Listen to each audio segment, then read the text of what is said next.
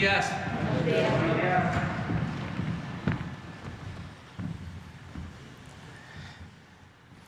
Vamos a informar hoy sobre el quién es quién en las mentiras, como lo hacemos todos los miércoles desde hace algún tiempo.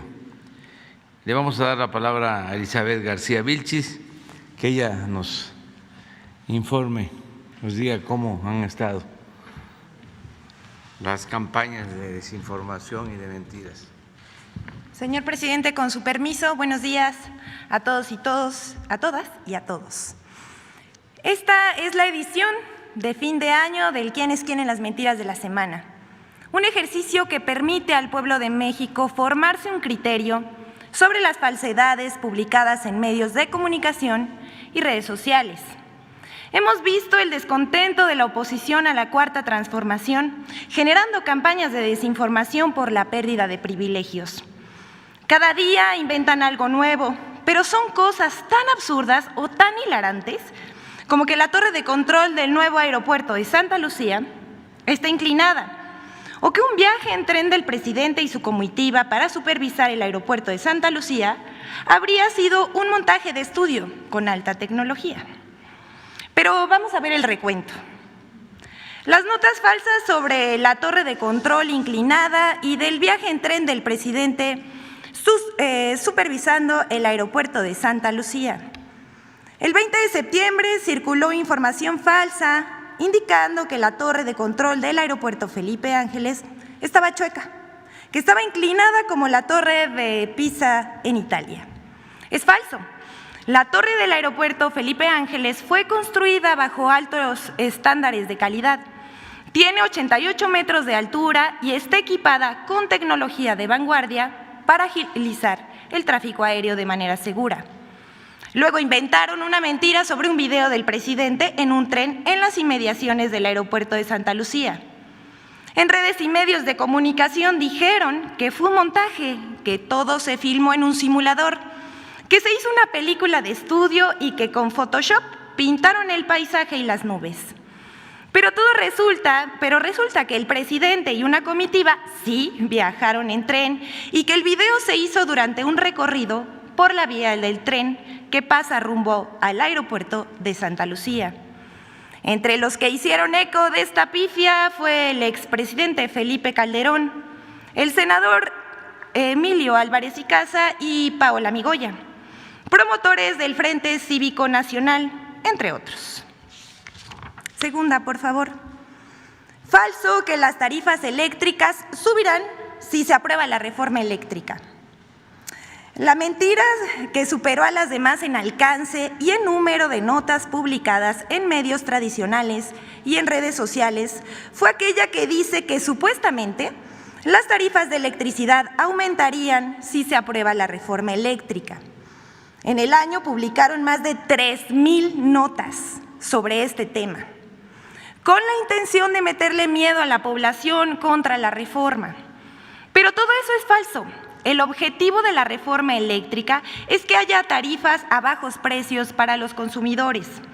Ejemplo de ello es que durante este gobierno no han subido los precios de la electricidad en términos reales.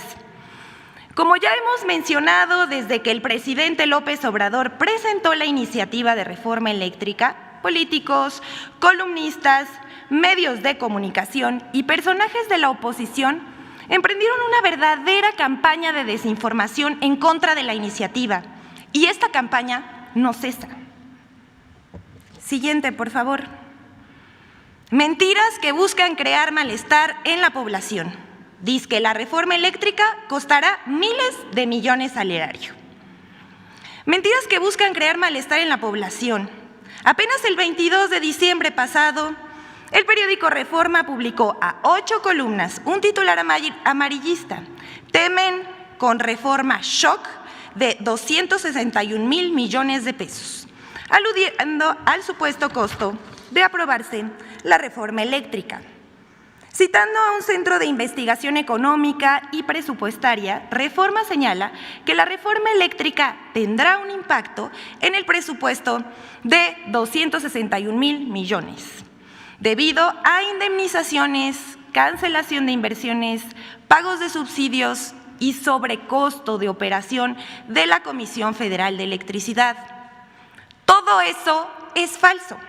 Ese amarillismo no toma en cuenta que las empresas privadas seguirán en el mercado eléctrico, produciendo el 46% de la electricidad en el país, pero ya sin contratos que le den preferencia para no pagar los costos de transmisión y simulen sociedades. Con la reforma eléctrica, las empresas podrán hacer negocios razonables y pagarán lo justo. También hay críticas que ponen en duda la capacidad de la comisión, pero la empresa pública cuenta con la capacidad para producir el 54% de la electricidad, garantizando bajas tarifas para la población, protegiendo el medio ambiente y promoviendo las energías limpias y renovables.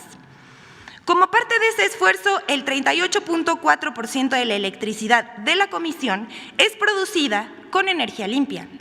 De todas las energías limpias del país, como la fotovoltaica, la eólica, hidráulica y nuclear, la Comisión Federal de Electricidad produce el 55%, más de la mitad, y el plan es que aumente más. Vamos con la última. La información más repulsiva del año fue la del supuesto obrero muerto por represión en la refinería Dos Bocas. No cesan los ataques por las obras de justicia social que ha emprendido el Gobierno de México. Por ejemplo, el diario Reforma publicó el 13 de octubre pasado una mentira de un muerto.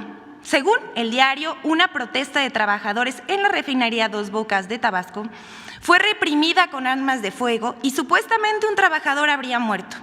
A pesar de que se desmintió esa información, la nota aún sigue en su página web. Infodemia MX aclaró que se trataba de una mentira, lo publicado por Reforma y otros medios. En nado sincronizado, otros medios retomaron la misma información sin verificar, como es Infobae, La Otra Opinión, Debate, Mural y 724. Y miembros de la oposición se lanzaron a desinformar como, Felipe Calderón, Vicente Fox, así como dirigentes del PAN y del PRD como Jesús Ortega, que publicó la foto de un obrero atropellado hace meses en la cercanía de la refinería, afirmando que se trataba del trabajador asesinado por un policía. En este espacio se desmintió esa información, incluso se compartió la postura de la empresa Icaflor sobre el conflicto. Y hasta aquí nuestra sección. Muchas gracias y les deseamos a todas y a todos un feliz año nuevo. Muchas gracias, presidente. Muy bien, ¿no tenemos lista? Hans Salazar. No hay nadie más. Y ahorita abrimos. Gracias. Compañera. Compañero. Compañera. Una para Oaxaca. Buenos días, presidente. Hans Salazar, de Noticiero en Redes. El día de antier, el periodista Ricardo Ravelo publicó en 2 tweets lo siguiente, lo voy a leer textual: si me matan, todos ustedes ya saben quién es el responsable. Pido que Alfaro presente demanda. Nos vemos en tribunales internacionales, no en los atenazados por la mafia. Y enseguida dice: no he sido notificado de la demanda, le exijo al gobernador Enrique Alfaro que la presente. La estoy esperando, me urge y que no amague, va o no va. Esto es parte de lo publicado, de lo subido en Twitter por parte del periodista Ricardo Ravelo, especialista en temas de narcotráfico, y lo expongo, presidente, por la gravedad del tema, ya que él señala directamente, de acuerdo a lo que acabo de leer textual, al gobernador de Jalisco, quien, ha sido muy hostil con la prensa, ha sido un gobernador que desafortunadamente no ha tenido empatía a grandes diferencias en otros espacios de gobierno. Es un tema bastante delicado, pues ya que compete a la propia seguridad del periodista, que bueno, pues no es algo que pueda pasar desapercibido. Seguramente usted ya está enterado por la propia publicación de los tweets. Él ha escrito diferentes columnas, escribe para un portal llamado Sin embargo, donde, por ejemplo, titula Jalisco, aquí manda el crimen, ese es uno. El otro, Jalisco, narco y negocios, a la sombra del poder. Me voy a permitir leerle un poco, nada más para poner el contexto. Por ejemplo, escribió: el caso más evidente es la expansión del cártel de Jalisco Nueva Generación. Los altos mandos que lo dirigen han hallado en Jalisco el asidero perfecto, importantes aliados que a su vez cuentan con la protección política y judicial, lo que evidencia que en el gobierno de Enrique Alfaro los presuntos criminales están mejor protegidos que los ciudadanos.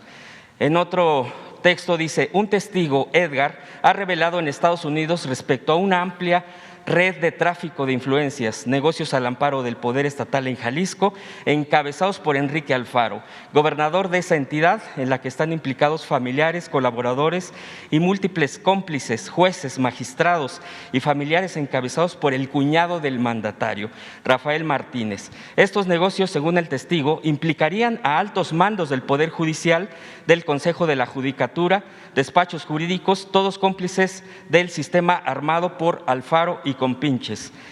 El esquema de corrupción del gobernador Alfaro implica a David, su hermano, quien ha concretado jugosos negocios por la vía civil a través de la juez Paulina Camacho Mendoza y por la vía mercantil mediante Gabriela Sánchez. Estos jueces responden a los intereses económicos del gobernador Alfaro.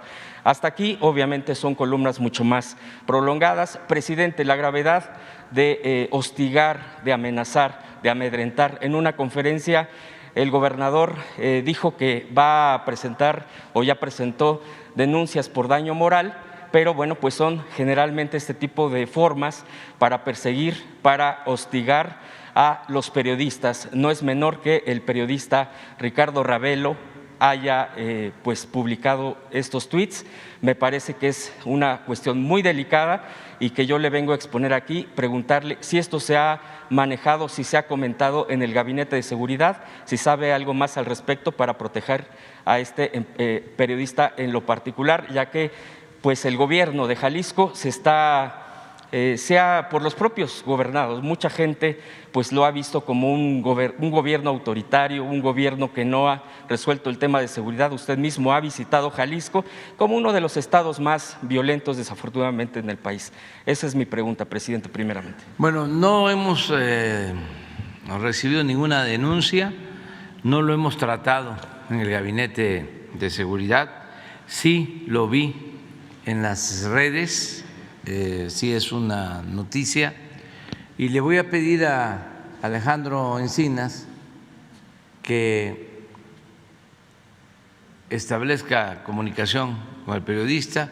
Esto no significa que sea culpable el gobernador, nada más es cumplir con nuestra responsabilidad de proteger a este periodista sin juzgar por anticipado. No se pueden hacer juicios sumarios, hay un proceso legal que debe de seguirse, tiene que haber denuncias. Esto mismo que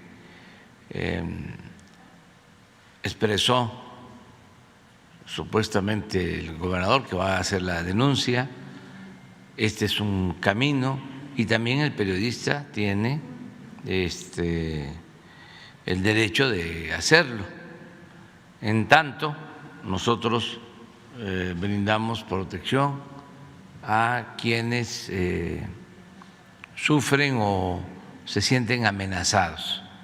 Es nuestra responsabilidad. Vamos a tratar con Alejandro Encinas, y ya luego les informamos aquí. Sí, presidente. De hecho, nada más como rápido comentario, en meses anteriores, cuando todavía, permítame el comentario, cuando estuvo el gobernador Aureoles en Michoacán, tuve la oportunidad de estar en una mañanera ahí con usted, presente el gobernador, y hasta que se presentó el tema también de Julio Cerroa, otro periodista que había sacado información donde había evidencias, de acuerdo a este periodista, de que Latinus estaba siendo financiado a través de presupuesto de Michoacán, y fue como se atemperó el tema por parte del gobernador. Si me permite, este es el comentario también de exponerlo, como usted ha dicho, la fuerza de estos espacios, definitivamente, pues si se sirven para también apoyar a compañeros, compañeras y de que su seguridad sea más allá de lo que usted dice. Entonces, sí, bueno, ayuda mucho. En ese término sí, lo exponemos. Ayuda mucho que se presenten denuncias públicas. Okay. Ayuda mucho. Es mucho mejor que quedarse callados. Y si existe este foro, pues así es, hacerlo con toda libertad, solo con la consideración de que no se puede culpar a nadie sin tener elementos de prueba, sin un proceso legal. Eso es el Estado de Derecho, pero también tenemos que garantizar el derecho a la libre manifestación de las ideas, ¿sí? El derecho que tienen ustedes a ejercer la libertad de expresión, la libertad de prensa, son derechos conquistados desde hace siglos, ¿sí?, por el periodismo, y deben hacerse valer. Entonces, nada más buscar ese equilibrio, que quienes nos ven, que además es gente muy responsable, muy consciente, la mayoría del pueblo de México es muy responsable, da gusto decirlo. El pueblo de México es de los pueblos más politizados del mundo. A veces eso es lo que no alcanzan a entender algunos. ¿Cómo es posible que en tan poco tiempo, o cómo es que no se daban cuenta de que el pueblo era sabio y que había que respetarlo? Y de repente toda esa sabiduría, todo ese conocimiento emerge, se expresa, se manifiesta, y ya no saben cómo enfrentar esa realidad, porque suponían que el pueblo no existía. Y no, eso fue un desconcierto para muchos.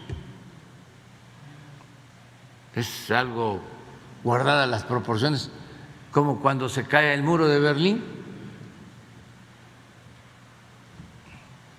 o deja de existir la Unión Soviética. Imagínense que se habían formado con esa cultura política, ¿cómo se quedan?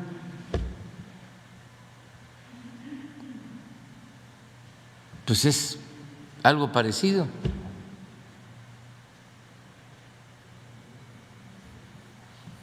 El pueblo, decían, ¿no?, acepta todo y aplica, ya lo hemos visto aquí muchas veces, pero es una muy buena lección, aplica aquello de que una mentira que se repite muchas veces puede convertirse en verdad.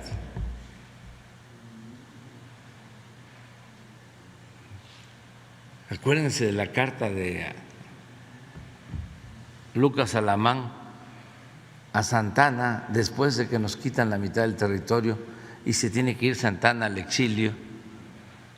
Y Lucas Alamán, que era el ideólogo de los conservadores, le dice: regrese, le necesitamos, venga, no se preocupe, nadie le va a reprochar nada, porque nosotros tenemos el control de los periódicos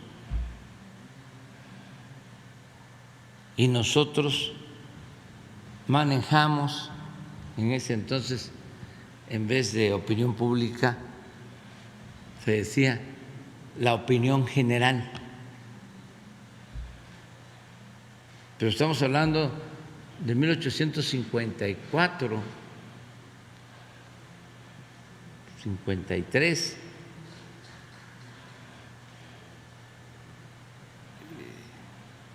Y lo de Goebbels con Hitler fue en el siglo XIX, los años 40, o sea, casi 100 años antes.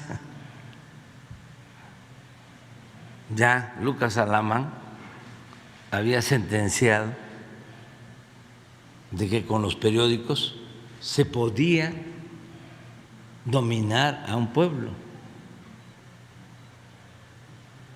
Y eso se siguió en todo el siglo XX. Me acuerdo que en las memorias interrumpidas de Mitterrand decía que en Francia nunca lo mediático iba a dominar, que la televisión no iba a jugar un papel decisivo como en otras partes, porque los franceses tenían mucha capacidad para leer sobre las noticias, escucharlas, verlas, discernir. Pues se equivocó ese gran presidente, porque en Francia también llegaron a tener y siguen teniendo mucha influencia los medios.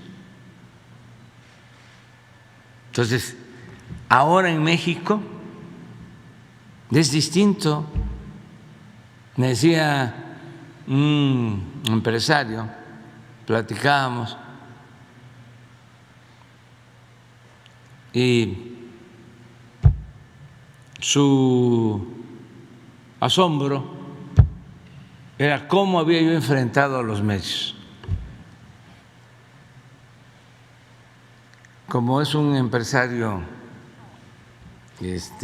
conocedor de la vida pública del país y ya grande, me hablaba de que cuando inició el gobierno de Zedillo tomaron la decisión de que no iba a haber publicidad y que los medios pasaban a segundo plano, porque acababa de terminar el sexenio de Salinas. Me comentaba el empresario que le llamó la atención, pero no aguantaron ni un año.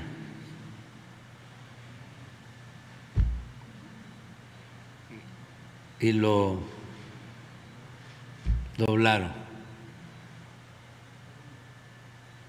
Claro, imagínense cómo iba a aguantar sin los medios con el FOAPROA, si tenía que convertir las deudas privadas en deuda pública, necesitaba los medios para que le aplaudieran.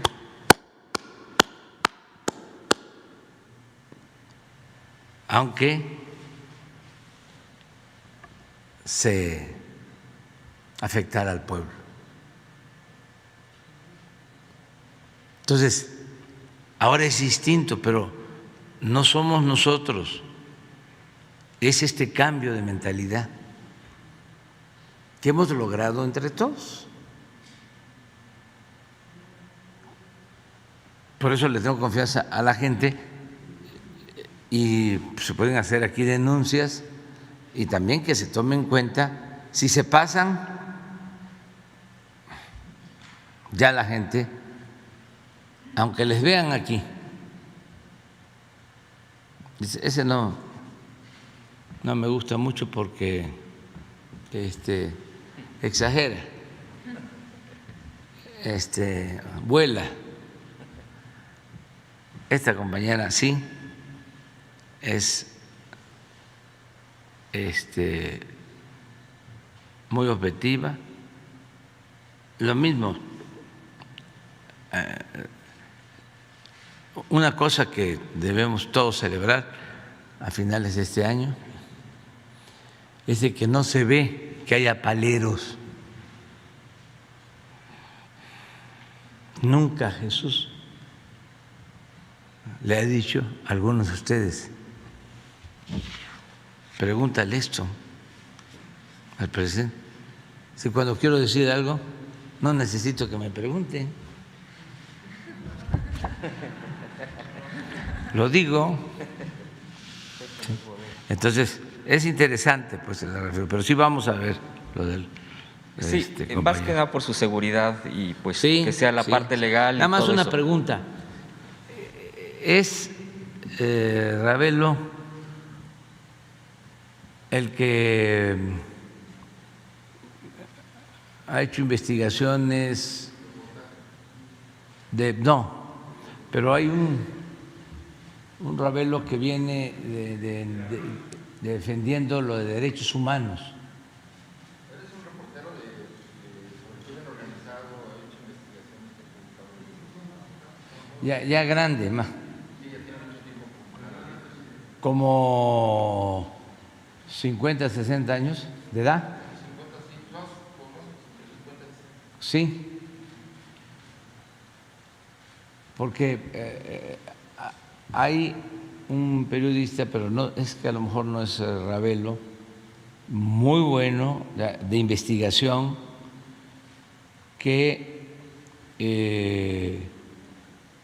hizo trabajos de los fondos que se usaban en las organizaciones sociales sobre corrupción.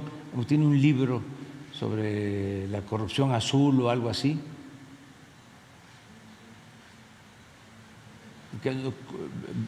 o vínculos con doña Rosario Ibarra. No, es Reveles. Pepe Reveles, ya. Ya. Pepe Reveles, sí.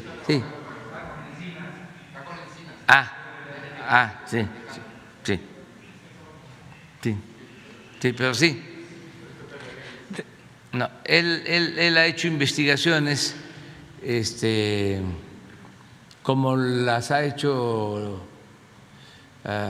Anabel Hernández. Sí, de esos temas. Sí, vamos a ver. Sí, presidente, enseguida quisiera yo preguntarle en el tema de lo que seguramente usted está al tanto, pues de una sucesión adelantada, vamos a poner, o de aspirantes que se han declarado ya adelantados, que aquí también ya se ha expuesto y usted también se ha expresado. Uno de ellos pues es el líder de la fracción parlamentaria de Morena en el Senado, que bueno, pues ha estado muy activo. De hecho, aquí mismo una compañera le preguntaba respecto a su postura sobre su inconformidad de este senador, de este líder senatorial, con un detenido que era un alto funcionario del Senado. Ayer se dicta que sí hay elementos para mantenerlo detenido, preso. Y bueno, continúa digamos, jaloneo político. Hay temas de que lo arropa más el Movimiento Ciudadano, el líder de este partido, Movimiento Ciudadano, los miembros, la fracción parlamentaria sale a respaldar. En fin, empieza a moverse este tema. No solo es el preso, sino todo lo que conlleva. La pregunta sería, en todo este escenario que usted está viendo, que seguramente está leyendo como presidente, ¿esto no ve como un riesgo en un momento dado para la aprobación el próximo año, por ejemplo, de la reforma constitucional, de la iniciativa de reforma constitucional en la cuestión eléctrica? ¿Usted no ve ningún riesgo en este toma de posturas? ¿Usted cree que pueda continuar este fortalecimiento de la operación legislativa y todo esto, o puede llegar a afectar y pues a no pasar, a complicar esto, ya sea por intereses políticos particulares, aspiraciones, que se contamine? Pues, ¿usted cómo lee esta parte? Y por último, presidente, si nos pudiera dar tres propósitos de año nuevo, finalmente, si eso nos pudiera compartir, ya sería lo que yo quisiera exponerle. Le agradezco mucho que me haya dado la palabra. Los tres propósitos de año nuevo para mañana, porque vamos a estar mañana, ¿sí? Si les parece. Lo otro, miren, no afecta, al contrario, ayuda que se ventilen las cosas. Antes todo era soterrado, todo era en oscurito, acuerdos cupulares, puro cuchicheo. Ahora se ventila todo. Y lo mismo, tenerle confianza a la gente. Yo creo que ese es el principal error de los políticos, que no han querido o no han sabido entender la nueva realidad. Siempre hablo, parezco disco rayado, de la frase bíblica de que no se puede poner vino nuevo en botellas viejas. Ya no se puede hacer la política como antes. Y es muy sencillo. Es otra la mentalidad del pueblo. Si eso se acepta, se internaliza, no es fácil, porque imagínense décadas haciendo política de una manera y de repente hay que entender que las cosas cambiaron.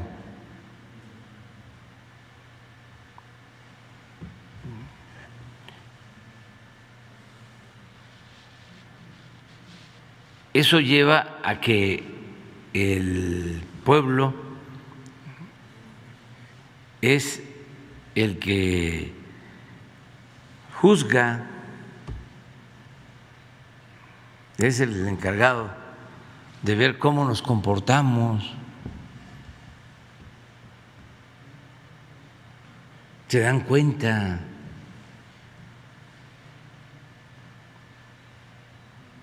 Porque además estamos en un proceso de transformación en donde, que eso es otra cosa que se debe de internalizar, no es el quítate tú porque quiero yo. No es el cargo, es el encargo. Entonces, la gente lo que le importa es que haya cambios de verdad, que haya una transformación. Eso es lo que la gente quiere. Al principio lo expresan, lo manifiestan dándonos su apoyo, porque estaban hartos de la corrupción. Pero ahora se afianza esa creencia por lo que han estado viendo, porque pues todo el mundo sabían de que se robaban el dinero, pero imagínense, para millones de mexicanos pobres que sabían de que se robaban el dinero, que ni siquiera los tomaban en cuenta, les hacían creer de que el presupuesto era dinero del gobierno, no del pueblo. Imagínense ahora esas millones de familias que están recibiendo un apoyo del presupuesto que no recibían, ¿cómo no van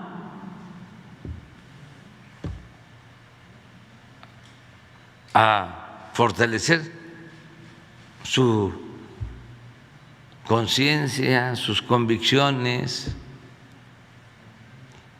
su creencia de que existía la corrupción y que había que enfrentarla? Porque ¿cómo es que antes no les llegaba y ahora sí?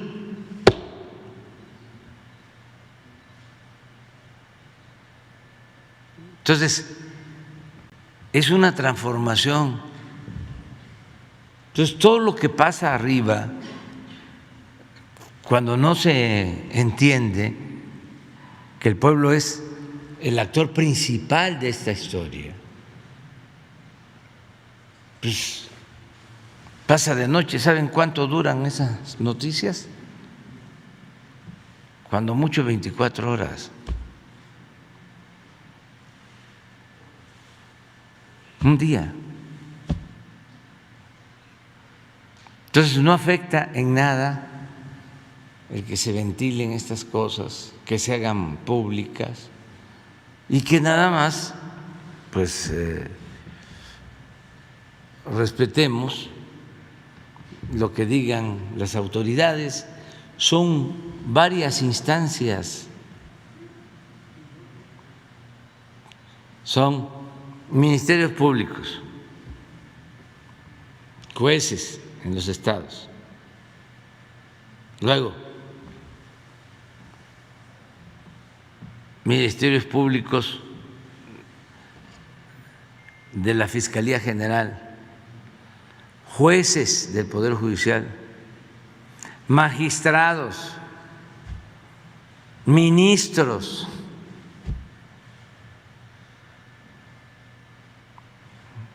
Si uno de los problemas que tenemos es precisamente el que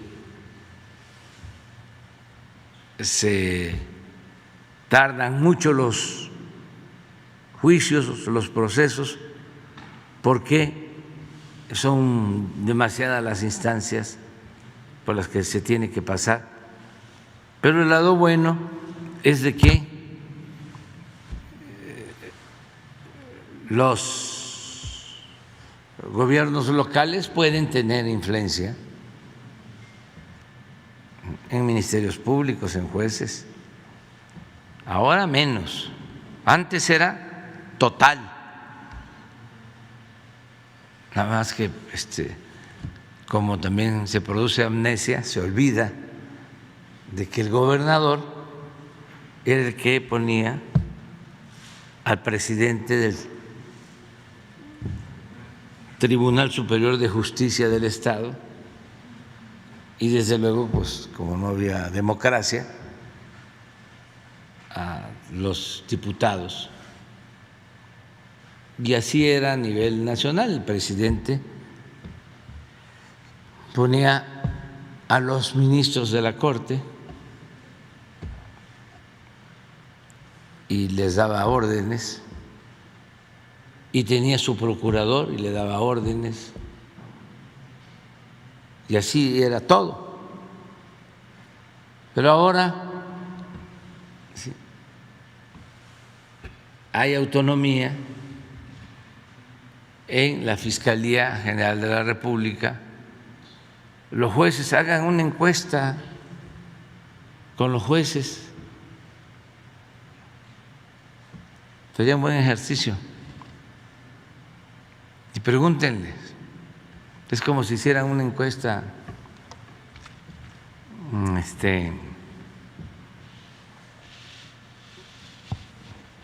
en la intelectualidad o en la academia. ¿Cómo ven nuestro gobierno? Salimos reprobados. Los jueces no reprueban. Todos los jueces. ¿Cómo ve el gobierno que representa Andrés Manuel López Obrador? Ahí reprobamos. Imagínense la intelectualidad que se creó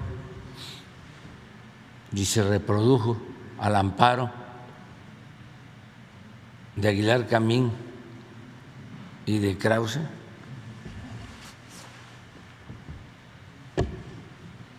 Cepillados.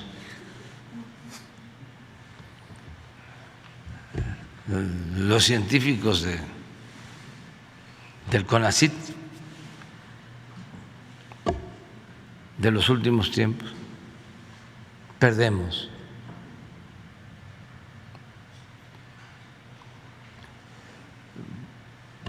A nosotros nos salva el pueblo. Si se hace esa encuesta, es exactamente lo opuesto. Nosotros podemos perder en esas cúpulas 9-1. Perdemos.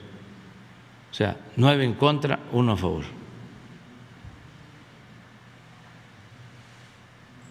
Pero con los de abajo es exactamente igual.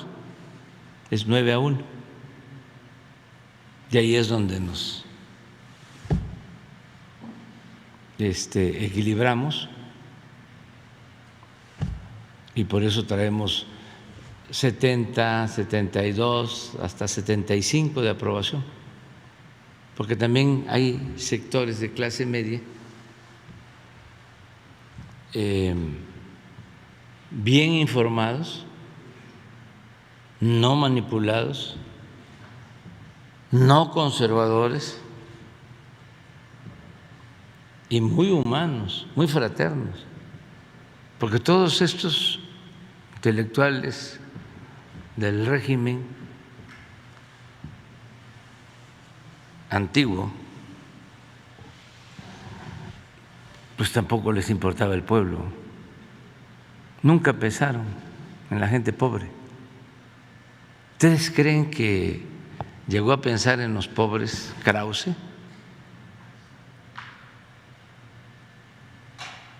Aguilar Camín. No, esos se divorciaron.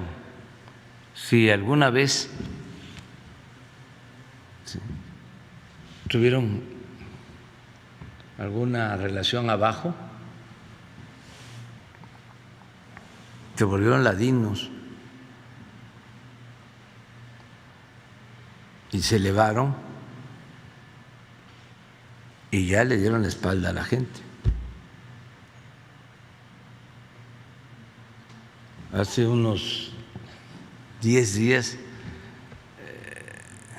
que hasta me gustaría que lo pusiéramos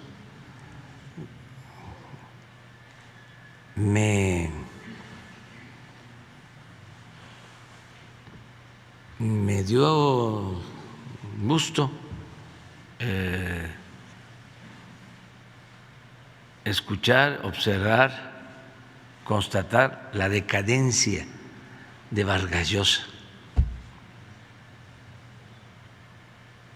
porque lo invitan, porque también así está el mundo, siguen creyendo que es lo mismo.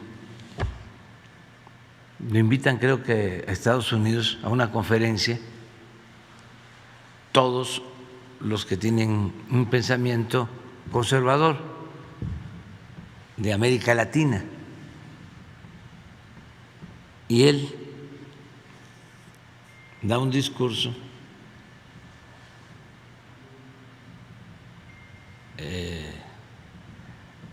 explicando lo que estaba sucediendo en América Latina, pero es un discurso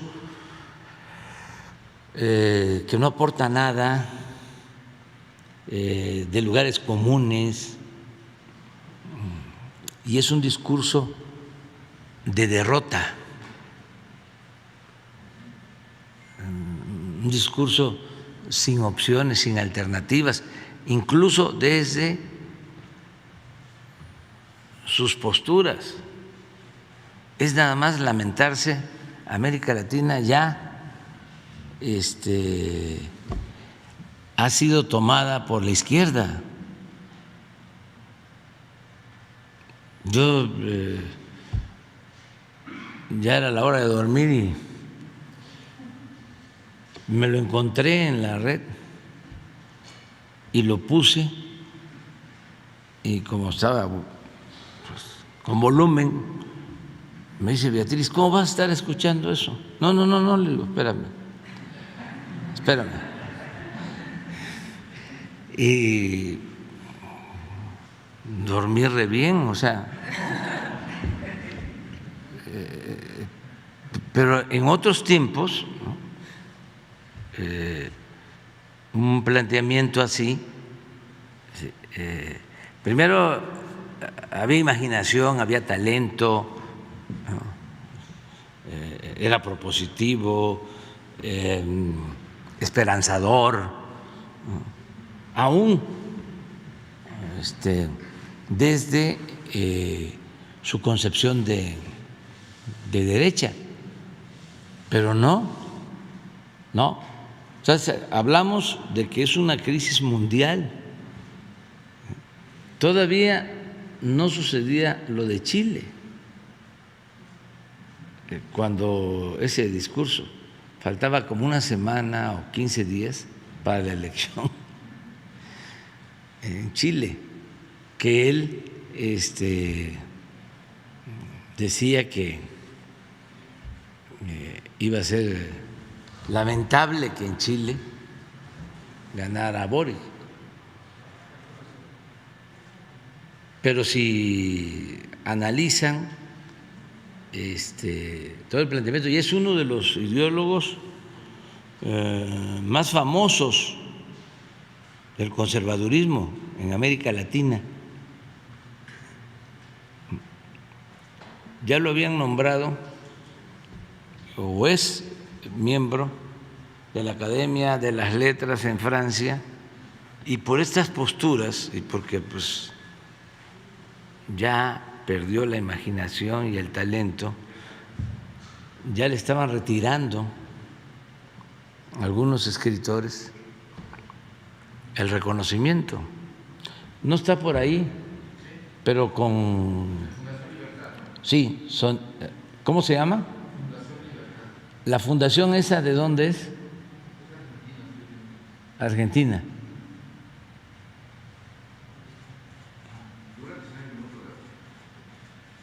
Pero ¿lo vemos? Es que es interesante, o sea, para mucha gente. 13 de diciembre, sí. ¿Cuándo fueron las elecciones en Chile?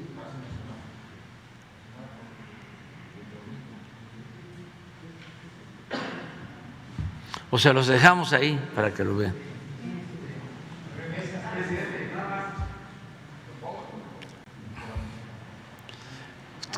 ¿Lo ponemos o se lo dejamos? ¿Eh? Al final. Va. Ya. No, descarta que se contamine este proceso porque la... Sí, no va a pasar absolutamente nada. Mire, votar en contra de la reforma eléctrica, para decirlo con claridad, es votar a favor de que sigan robando a México los que tienen concesiones para generar energía eléctrica. Así. Y se puede decir que no roban porque esas eran las condiciones legales que se crearon. Pero independientemente de lo legal, es un robo. Además, para legalizar ese robo, ellos tenían el gobierno, ellos eran los que mandaban, ellos influyeron para que los legisladores, en algunos casos hasta por dinero, votaran a favor de esa reforma eléctrica. Entonces, no es cosa de andar convenciendo. Sí, aquí sí, otra palabra, otro término tabasqueño. No es para estar chiqueando a nadie.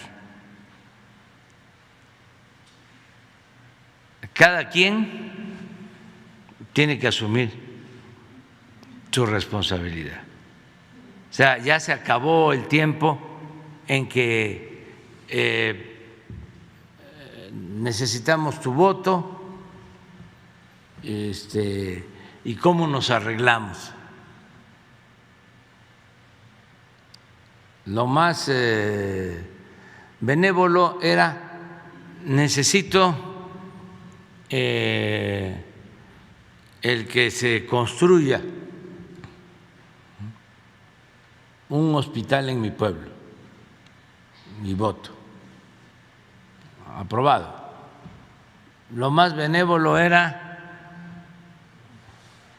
necesito que se mantenga un sistema de apoyo especial a todos los maestros, que se les dé una compensación. Eso era lo más benévolo. Y eso degeneró hasta: necesito que me des tanto de dinero. Así era antes. Entonces eso ya se terminó. Aquí es lo que le convenga, lo que le convenga al pueblo.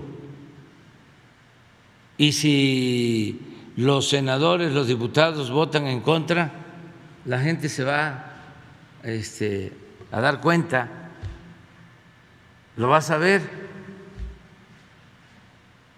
y ellos van a tener que explicar por qué votaron en contra, no solo a sus lectores, a sus familiares, a sus hijos. ¿Cómo fue que fuiste diputado? Porque en la escuela se los van a decir a los muchachos: tu papá votó para que Iberdrola siguiera ganando dinero.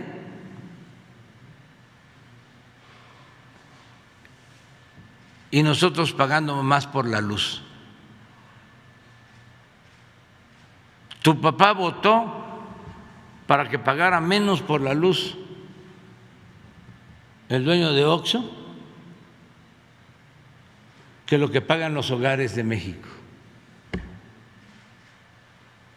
Tu papá votó para que el litio, que es un mineral estratégico, quedara al mercado y que pudiese ser aprovechado por las grandes corporaciones extranjeras y no en beneficio de México y de su pueblo. No, si no está fácil. No una decisión de esas, los mismos del PRI, incluso los del PAN, de cualquier partido,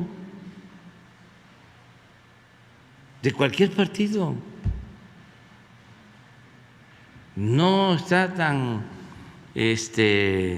confuso el asunto. ¿Estás a favor de la corrupción o estás en contra?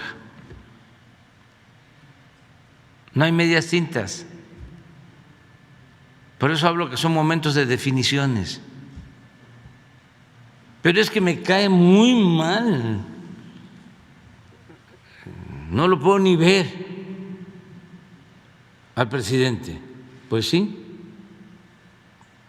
te puede caer mal, no lo puedes ni ver, pero busca la forma de protestar en contra de él. Ahora viene la revocación del mandato, tacha con fuerza de que se vaya. Ahí te desquitaste ya un poco. No, pero no tiene que ver nada, ¿eh? Y tienen que seguir todos los procesos judiciales de todas las personas, sea quien sea. ¿Cómo? No se le vaya a olvidar los 3 propósitos. Los 3 propósitos, sí. Nos quedamos una compañera.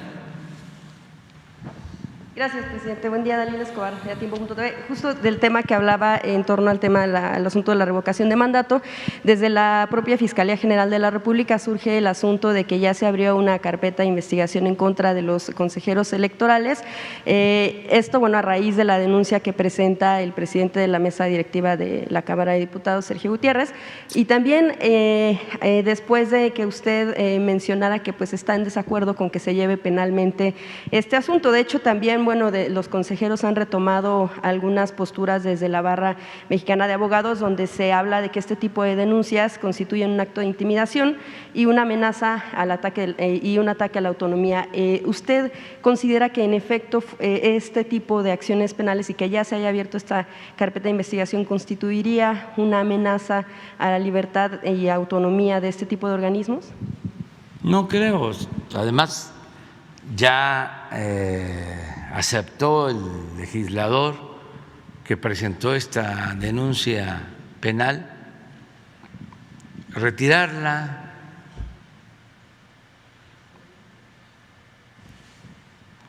Estaba yo leyendo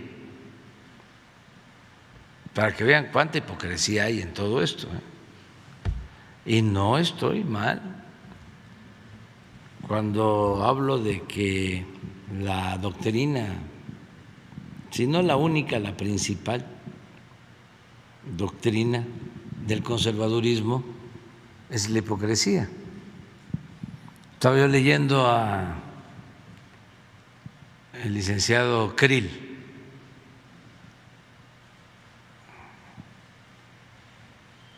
a ver si no tienes el Twitter de lo que dice.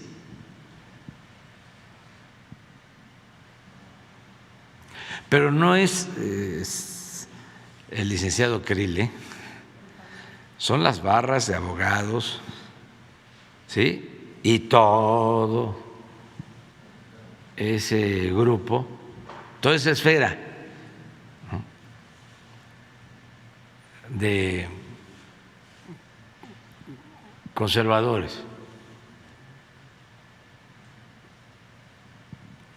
Porque cuando a mí me juzgaron, ninguno de esos dijo nada. Y Krill era secretario de Gobernación.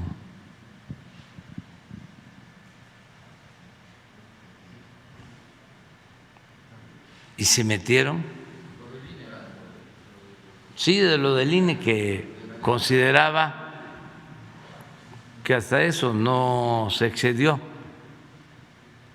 consideraba que era un error.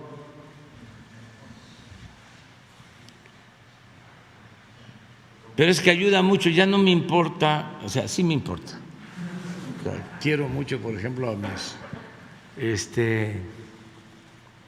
compañeros veteranos, esos son los que más quiero. Pero me importan más los jóvenes. Ya a mí me quedan, si lo decide el pueblo y el creador y la ciencia, me quedan 2 años y medio, un poquito más de vida pública, y quiero aprovechar pues para transmitir algunas experiencias, ¿no? Pero hay una donde dice, sí.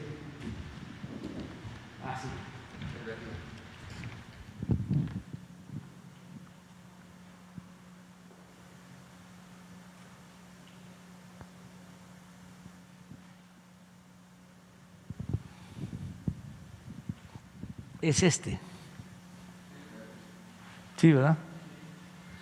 El presidente de la Cámara de Diputados cometió un grave error al presentar ante la Fiscalía General de la República una denuncia contra consejeros del INE, la cual no acompañamos.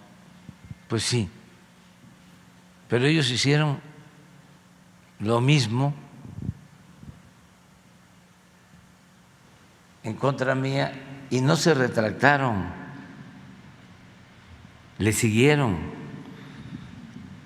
Ni modo que Krill, que era secretario de Gobernación, no se enteró cuando Vicente Fox mandó a llamar al presidente de la Corte,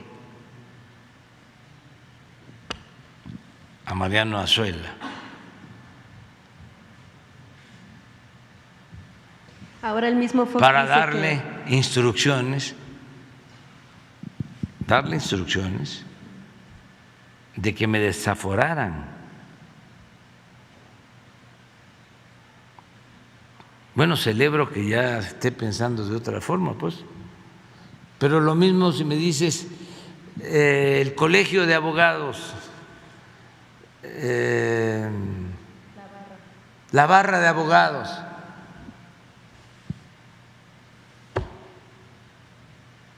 O sea, lo digo con todo respeto, pues.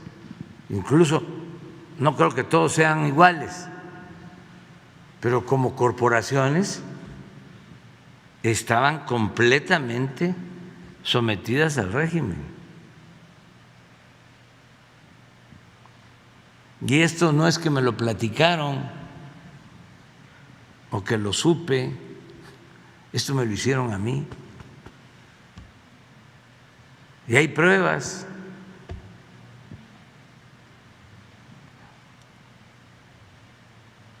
Entonces, qué buena actitud del presidente de la Cámara de Diputados, Sergio Gutiérrez, Sergio Gutiérrez Luna, que presenta una denuncia porque él considera que es un delito el que cometieron y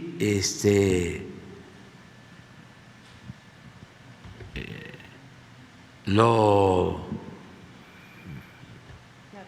reflexiona a partir de que hay una inconformidad o lo consideran excesivo, ¿sí? Y dice, me retracto o ya no continúo con la denuncia, no sé qué procedimiento utilizó, pero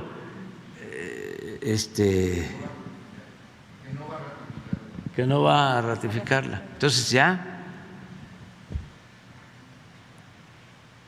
Pero qué bien que lo hizo, o sea, porque primero no hay que perseguir a nadie. Libertad.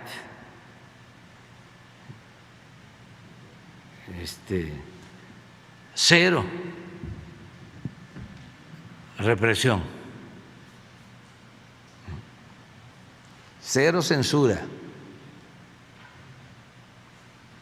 y no darle motivo a estos conservadores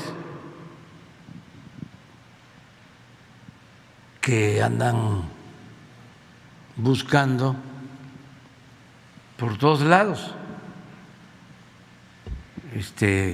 cómo convertirse en paladines de la libertad, como cuando no lo son. Son muy reaccionarios, muy reaccionarios. Y no generalizo, pueden haber algunos liberales y gente con criterio. Yo me he topado en la vida así, en la vida pública, con gente que sabe decir no. Una vez les platiqué que estaba yo llegando a la dirección de un partido nacional, 1996, y se estaba terminando o estaba en proceso una negociación de los partidos con gobernación para la independencia de el INE, porque antes, esto también para los jóvenes, el INE dependía de gobernación, pero hace poco, o sea, las elecciones las hacía el gobierno. Nosotros padecimos todo eso. Cuando yo fui candidato a gobernador en Tabasco en el 88, no nos permitieron tener representantes en las casillas. Sacaron un acuerdo, el Instituto Electoral de Tabasco, en aquel entonces, para que el representante de nosotros en la casilla demostrara que vivía en la sección electoral donde se iba a instalar la casilla, porque temían que llegaran agitadores de otras partes del país y que por eso se necesitaba que se demostrara que eran de Tabasco y además que vivían en la misma sección electoral donde se iba a instalar la casilla. Y para demostrar la residencia de que vivían ahí los representantes nuestros, tenían que presentar una carta de residencia extendida por el presidente municipal. Y todos los presidentes municipales eran del partido del gobierno. Entonces, ¿saben cuántas cartas de residencia nos dieron? Cero. Ninguna. No tuvimos representantes. 1988.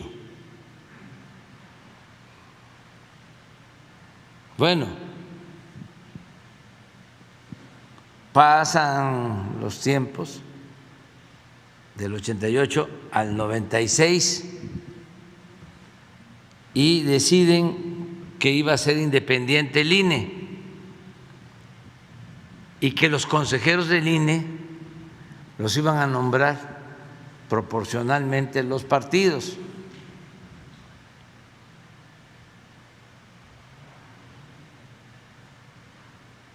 Sí, así fue. Y se llega a un acuerdo y cada partido propone 2, 3 para hacer los 11, pero tocaba nombrar al presidente, el equivalente a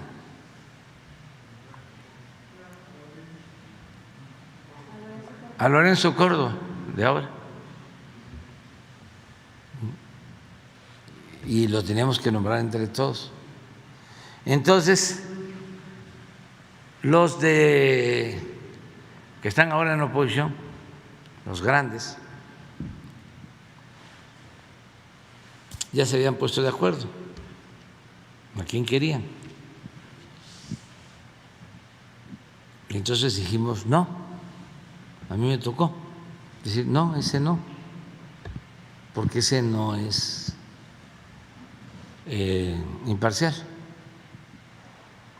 Se pusieron enojadísimos, que además no se podían hacer esas cosas porque ya el que estaba sentado ahí tenía mandato y que se había llegado a un acuerdo que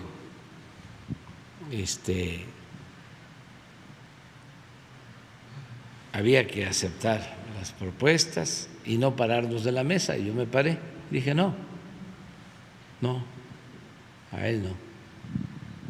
Entonces, a cambio propusimos una lista de 10, de 20 gentes y fueron rechazando y rechazando, pues casi a todos, ¿no? Y de repente salió un señor, un abogado que ya falleció, su hijo lleva, creo que su nombre, un abogado creo que constitucionalista, no,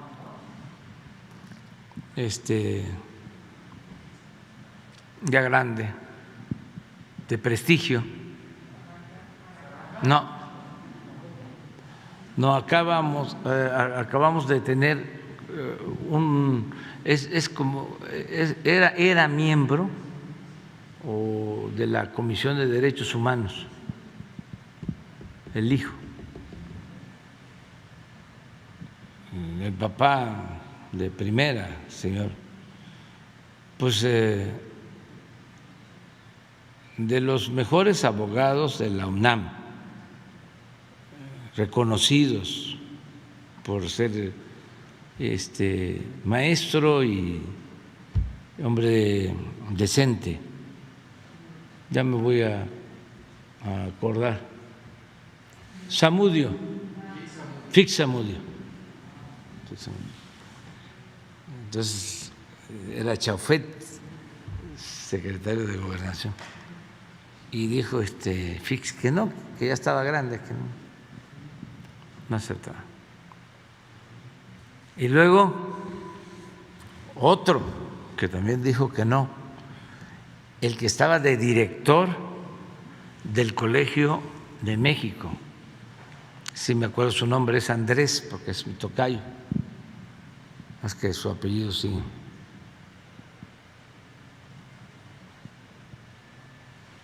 Del Colegio de México, era el director, y era la presidencia del INE. Es que con esto Andrés Lira, y tampoco aceptó, y ya después aceptó Goldenberg, así, en ese tiempo, ¿no? Presidente, también, bueno, pues en este sentido, en torno a lo que ha surgido de la Fiscalía. También, pero eso es importante también para los jóvenes. En ese año, ¿sí?, por nosotros,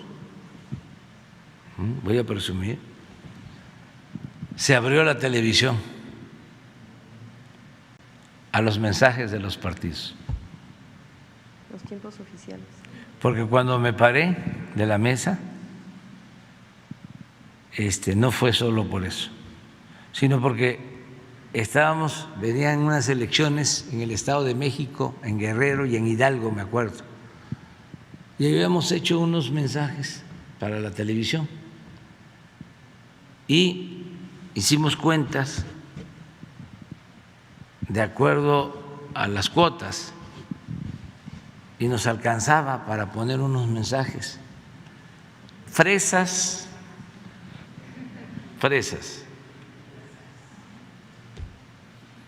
nada más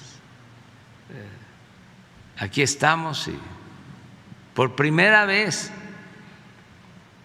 y fui a ver a los dueños de las televisoras a decirles: ahorramos este dinero y queremos que nos pasen estos mensajes.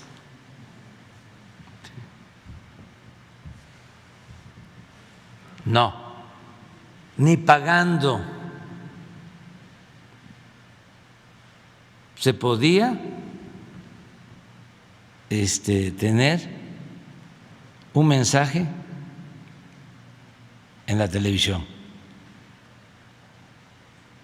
Eso es importante también, porque no hace mucho, esto fue en 1997, 96, 97, no hace mucho. Y ahí en la mesa dije, y no solo es esto del presidente, sino no regresamos a la mesa porque estamos hablando aquí de que va a haber democracia y ni pagando nos permiten. Ya intervino Gobernación, como era antes, y a partir de ahí empezaron a difundir los mensajes. Entonces, sí han habido cambios, pero han costado y se han llevado a cabo poco a poco. También lo que le mencionaba de la Fiscalía, también lo que ha surgido es que pudiera también estarse investigando a Santiago Nieto por una cuestión de presunto enriquecimiento ilícito, pero a partir de eso preguntarle también si desde su gobierno, bueno, en ese contexto, o desde una orden suya ha habido justo una orden de que se investigue por cuestiones irregulares financieras a personajes que estén incluso dentro de su propio gobierno, una orden a la Unidad de Inteligencia Financiera. ¿Ha surgido esta duda de saber si existe incluso una lista? A nadie. La única recomendación va en el sentido de que si saben algo o les llegó una información, que procedan, que no se queden, ¿sí? Si hay una denuncia o hay una solicitud de información de un gobierno extranjero, pues tienen que proceder y notificarlo a la autoridad competente, porque si no nos convertimos en cómplices. Siempre se me olvida la palabra correcta, la que se debe de usar en estos casos, que es el equivalente de la complicidad, pero no, encubrimiento. Nos volvemos encubridores, o sea, eso no. Pero yo no he mandado a investigar a nadie desde que soy presidente, a nadie. Lo único es las instrucciones de que cuidado con que se tenga a personas vinculadas con el señor García Luna, cuidado con tener personas vinculadas con quienes tienen procesos penales abiertos, o sea, del sexenio pasado o anterior, ¿no? Pero no he dado la instrucción ni por escrito ni verbal de que se investigue a nadie. Gracias, presidente. Finalmente, pues se reporta pues la ausencia Pero del sí me llega información, ¿eh? No necesito. O sea, me llega de todo. El presidente está informado. Le decía, finalmente se reporta la ausencia del gobernador de Morelos, Cuauhtémoc Blanco. Se ha mencionado que se iba a ausentar durante 17 días, en los últimos días de este año, y que hay un oficio en el que él justificaba, bueno, que iba a dejar de suplente al secretario de Gobierno, pero no justificaba que fuera una situación de salida al extranjero por cuestión de gobierno, sino que se menciona que es por asuntos personales y que incluso pudiera ser que fue a Brasil. Preguntarle, bueno, pues usted acaba de hablar de un tema de encargos, no de cargos. En este sentido, bueno, pues la población eligió a una persona, precisamente le da su voto por la confianza y que abandone el Estado para situaciones personales. ¿Cuál es el mensaje que le manda a la ciudadanía que votó por ese tipo de gobernantes? Pues si él pidió permiso y es legal, lo puede hacer. No puedo yo dar una opinión si está bien o está mal, porque depende también de la situación por la que pidió el permiso. Si es un asunto personal, ¿no? Y se queda el secretario de Gobierno, ¿no?, atendiendo, no veo problema. Además, todos estamos pendientes, todos ayudamos. Si alguien falta por una enfermedad, por alguna razón personal, pues todos ayudamos. Que no sea ilegal, pero cuando se hace público, yo hasta lo veo bien, porque antes a lo mejor ni pedían permiso, no se iban o estaban aquí pero no estaban, porque se la pasaban en la frivolidad. Aunque se hizo… O sea, ¿de qué sirve estar aquí? Sí. Si vamos a estar en las playas, ya y por teléfono, sin novedad. Aunque en realidad se hizo público después de que se evidenció que no estaba, no hubo una justificación o un informe a la población de que no iba a estar. Le voy a pedir al secretario de Gobernación que él nos informe sobre esto. Gracias, presidente. La de Oaxaca sigue. Sí. Después. Ok. Adelante. Buenos días, señor presidente. Miguel Arzate, del Sistema Público de Radiodifusión del Estado Mexicano, Canal 14. Preguntarle, señor presidente, el próximo año, 2022, va a ser un año de elecciones en nuestro país nuevamente. Se van a renovar 6 gubernaturas. En este sentido, señor presidente, ¿qué llamado hacer al órgano electoral, al INE? ¿Qué llamado hacer a la ciudadanía? ¿Cuál es el balance después de los resultados que se tuvo del trabajo del INE este año? Recordemos que este año hubo elecciones, hubo ahí un conflicto por la candidatura en Guerrero, hubo también conflicto también por las firmas, se presentaron varias situaciones. ¿Qué balance hace del trabajo del INE que se realizó este año? Preguntarle también, nos adelantaba ya este año que convocó a expertos para realizar una propuesta de reforma electoral. ¿Cómo va esta convocatoria? ¿Cómo va el diseño de esta reforma? ¿Cómo debería ser el trabajo del INE para el próximo año? ¿A qué altura debe de estar?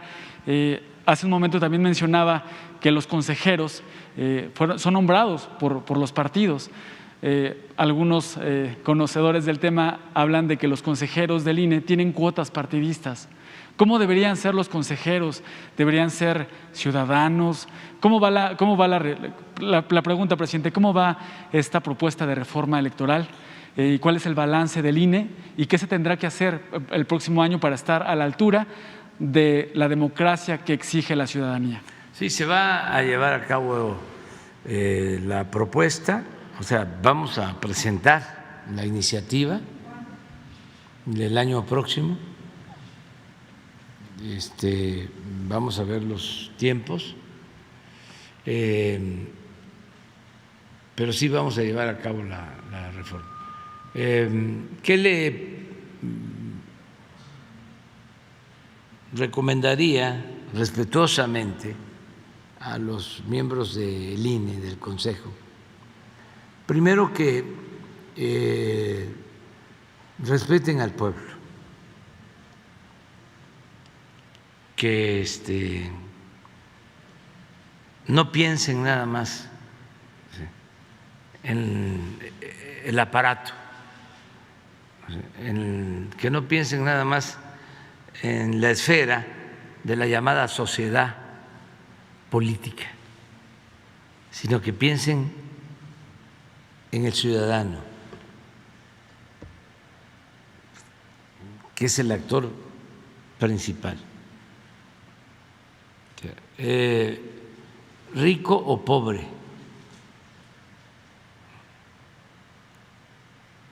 porque también hay la deformación de pensar que el ciudadano, como era antes, como lo fue durante mucho tiempo, era el que sabía leer y escribir. Por ejemplo, un peón de una hacienda no era considerado ciudadano en el siglo XIX.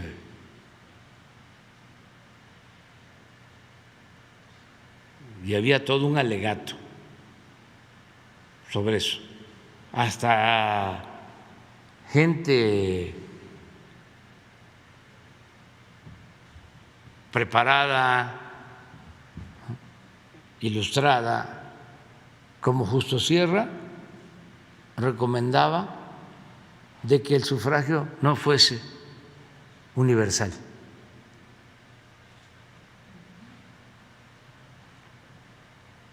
Entonces, eso queda, ¿no? De que en el subconsciente, de que el ciudadano es el letrado, el que tiene más ingresos. No, ciudadanos somos todos, hasta la gente más humilde. O sea, eso se lo tienen que quitar de la cabeza y pensar en todos, en los que viven en Urique, en los que viven en Benemérito, en Chiapas, ¿sí? En todos, allá en el Porvenir, en la sierra de Chiapas, ahí son los ciudadanos, todos. Y vale lo mismo un voto de ellos que un voto de un potentado, eso igual. O sea, primero eso, para respetarlos. ¿Sí? Segundo, que sean verdaderos jueces. ¿Sí? Que no puedo decir una mala palabra, pero que manden a sus oficinas, a sus casas, a los que llegan a sonsacar, a hacerles propuestas indecorosas. ¿Para qué se beneficie a un candidato en contra de otro? Que tengan ellos criterio suficiente, que tengan vocación democrática y que no se dejen influenciar. Antes era lo que ordenaba el presidente, ahora no es así. A ninguno le ordeno, le pido que actúe en un sentido o en otro, a nadie. Ellos son libres, que tengan la arrogancia de sentirse libres. Lo otro, que por lo mismo sean imparciales, que no tomen partido con nadie, por mucha fobia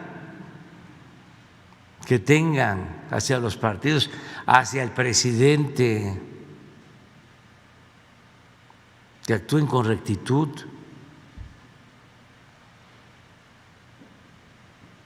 Todo eso lo pueden hacer, no son cosas inalcanzables, sencillas, y no va a haber ningún problema.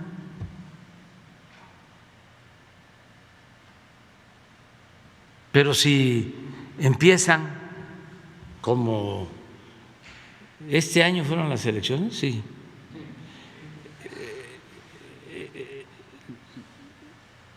lo que hicieron en Guerrero y en Michoacán, por ejemplo, eso podrán decir que ya es cosa juzgada y que ya jurídicamente pasó, pero eso fue una mancha. ¿Cómo es posible que resuelven algo en el Consejo? Va al tribunal, el tribunal les dice corríjanlo, y no solo no lo corrigen, ¿sí?, lo profundizan más en el criterio original y lo mandan de nuevo, y el tribunal que había solicitado moderación se le olvida y cambia la resolución y le quitan la candidatura al candidato de Guerrero y el de Michoacán.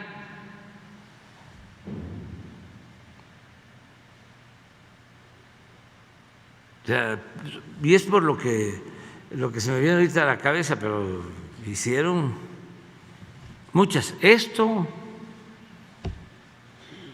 de no querer que haya consulta para la revocación del mandato es contrario a la democracia, a lo que establece la Constitución. Y claro, afectan el proceso democrático, sí, afectan a los ciudadanos, pero se afectan ellos mucho, pierden prestigio, pierden credibilidad. Hay países como Costa Rica, donde el Instituto Electoral es el cuarto poder, o lo que acabamos de ver en Chile, inclusive en Bolivia, aún con la polarización,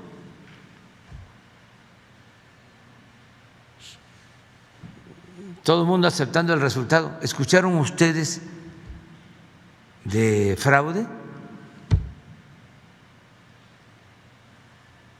¿De que hubo denuncias de fraude? Nada.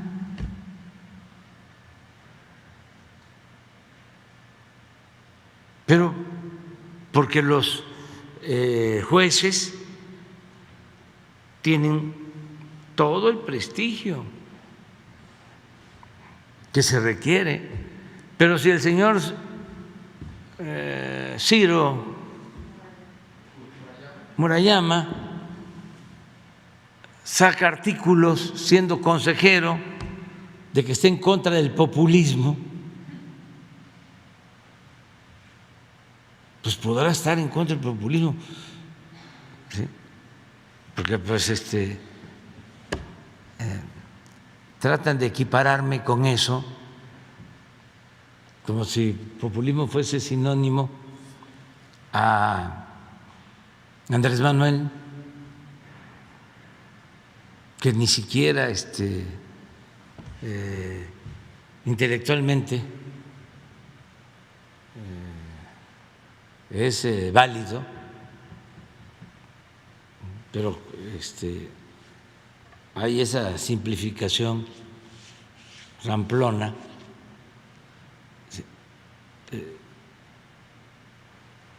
Si se escribe sobre eso, ¿por qué no se espera a que ya no sea consejero? O sea, cuida, porque la forma es fondo, y ya una vez que no es consejero, entonces sí, Manuel es populista, es comunista, me cae mal. O sea, pero siendo consejero no puede, y tampoco lanzarse contra ningún partido. No pueden hacerlo, es un asunto ético. Señor presidente, curiosamente, en la sesión en la que el INE discutió este proyecto de posponer realizar la consulta popular, se presentó una propuesta, un proyecto para no hacer la consulta popular, en lugar de presentar una propuesta de cómo sí hacer la consulta popular. Se presentó un proyecto, podríamos darle una lectura de cómo no trabajar bajo el presupuesto de que no tenían recursos, ¿no? En lugar de presentar una propuesta de cómo sí podemos trabajar. En fin, señor presidente, esta propuesta de reforma eléctrica que usted, que su administración está elaborando, va a presentar una propuesta de cómo integrar a los consejeros, de cómo designarlos, cambiarlos, preguntarle si incluye este tema. Todavía no tenemos los detalles. Sí se está trabajando y lo que queremos es dejar una ley confiable, pero no solo la ley, sino que sean verdaderos demócratas los responsables de organizar las elecciones, que sea gente de inobjetable honestidad, que los hay. Pues tenemos que buscar de esa forma, porque dependen las instituciones del comportamiento de quienes las dirigen, mujeres, hombres, íntegros, rectos, incapaces de mentir, de torcer la ley, honestos, no corruptos. Entonces, eso es lo que se tiene que cuidar, porque no es un asunto fácil. Estamos viendo, por ejemplo, cómo los centros académicos como el CONACYT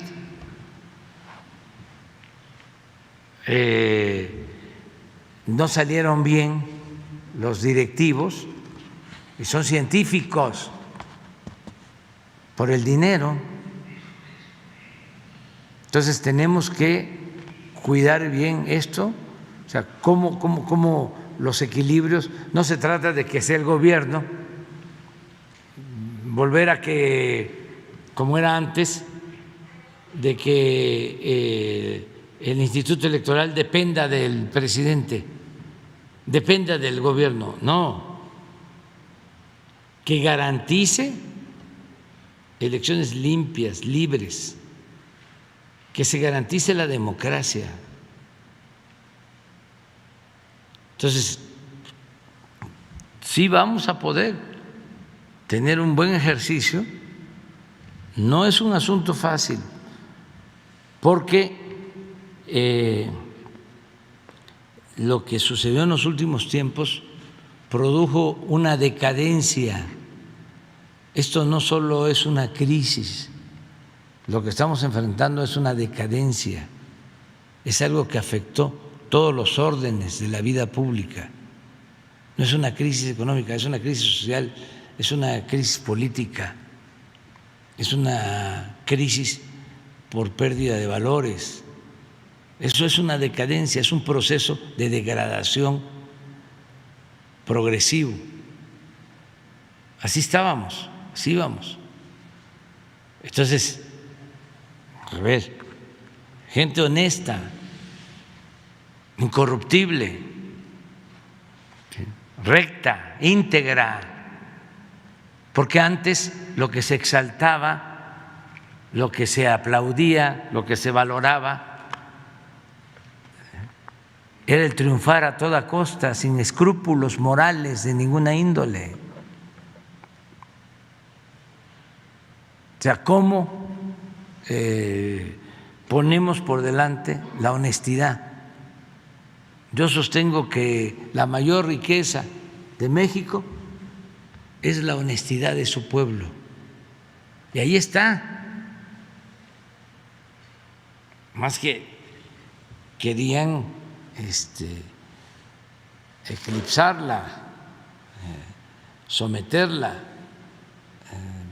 primero buscar corrompernos a todos, ¿sí? No pudieron por las fuerzas de nuestras culturas,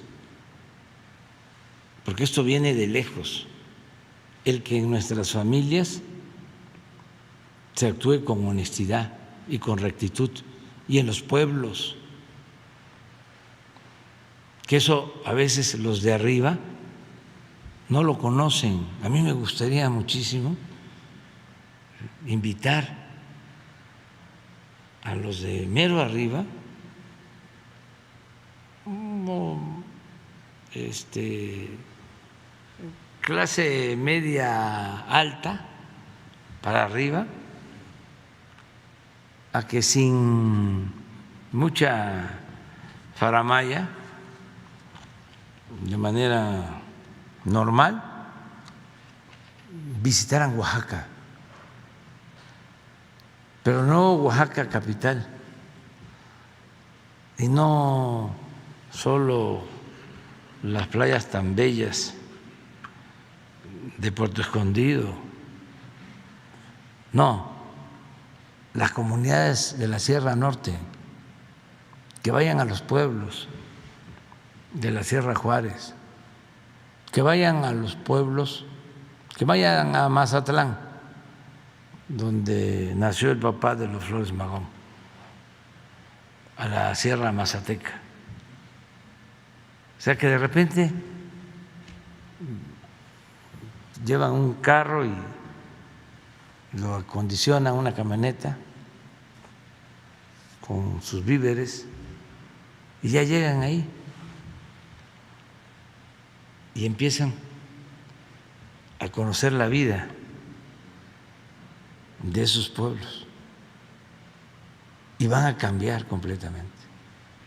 Su administración, presidente, estará impulsando un plan B en caso de que el INE, por alguna situación legal, no realice la consulta como estaba prevista, la consulta popular sobre revocación de mandato como estaba prevista en abril. Sí. ¿Estará impulsando un plan B o está valorando realizar algún plan B? ¿Cuál sería? Sí, podríamos hacerlo de distintas maneras. Hablábamos de que entre todos, ¿no?, lo organizáramos de manera directa. Y la otra es que hiciéramos una colecta para contratar unas 10 empresas encuestadoras de prestigio en México y que se preguntara lo mismo. O sea, ¿quieres que siga de presidente Andrés Manuel López Obrador o que renuncie? Entonces no llevaría mucho tiempo, incluso se podría hacer hasta telefónica, y otra parte domiciliaria, O sea, y se tiene el resultado y se da a conocer el resultado. Entonces, el plan B sería una consulta organizada Sí, por ciudadanos. Sí, pero no podríamos dejar pasar. O sea, consulta va a haber de una forma o de otra, pero tiene que haber, porque tiene que quedar el precedente, porque es un mandato constitucional y a lo mejor lo que ellos no quieren es que hacia adelante, porque se sentían intocables, no se podía tocar al intocable. Entonces, la democracia participativa es que si la autoridad se porta bien, sigue, se porta mal, para afuera. Entonces, ¿cómo modifican el principio que ya está en la Constitución? Que dice, es que no tenemos dinero. Pues, y por eso no la vamos a hacer. Pues están violando la Constitución, independientemente de cualquier cosa. Si no lo hacemos nosotros,